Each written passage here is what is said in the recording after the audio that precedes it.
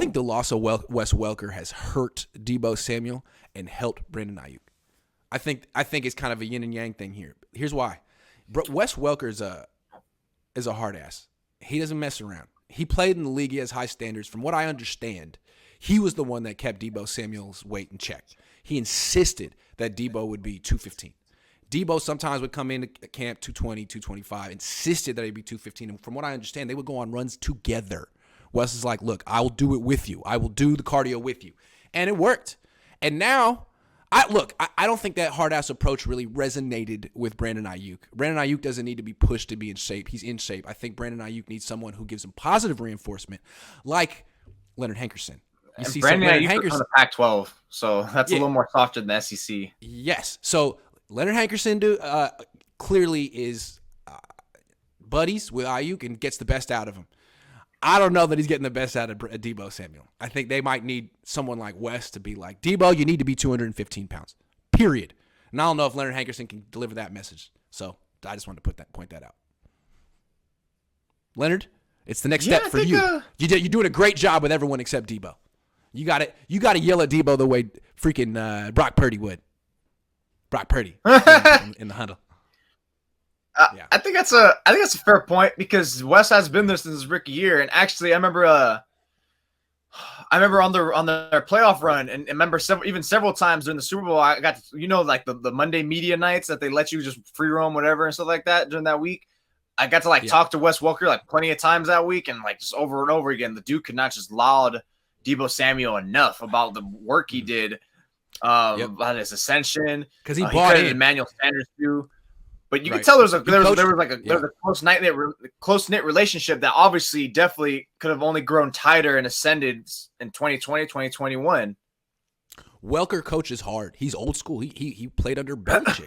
And Deebo Samuel, doesn't shut down to it. It actually brings out the best in him. He needs it. I don't know that it brings out the best in Aiyuk, to your point. I think Aiyuk is like me. Like, I didn't like being yelled at by a coach. I want a coach that says that I'm good, and believes. But it can also go back to the whole, was he locked in through the whole year thing? Because Aiyuk was locked in from the moment last season ended. He was over there playing with Trey in February and March. He was OTAs. And then Wes Welker had Deebo before the contract. Not saying has Deebo after the contract. It's a whole different thing. It's a lot of things, and this definitely I would see play a point.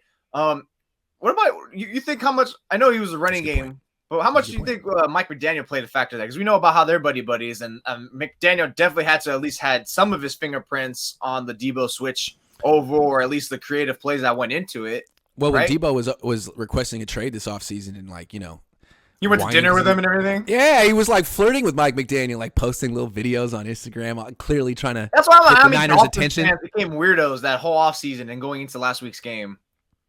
Yeah, that's all because of that. Part.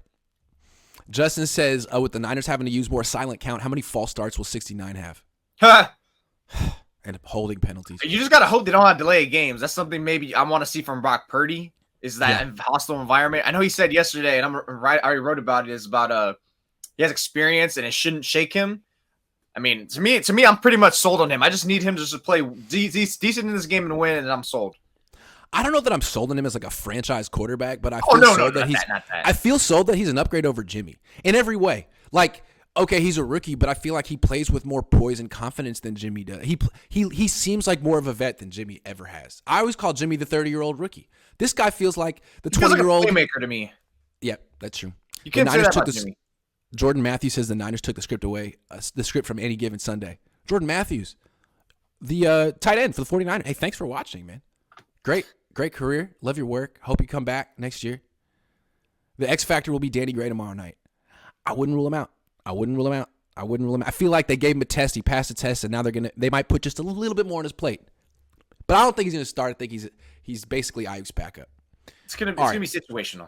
Situational. That's the word of the day. If you think about it, everything in life is situational. Everything is a situation. Deep, huh? Okay, anyway. Is this stream situational? This stream is the most situational stream of all time.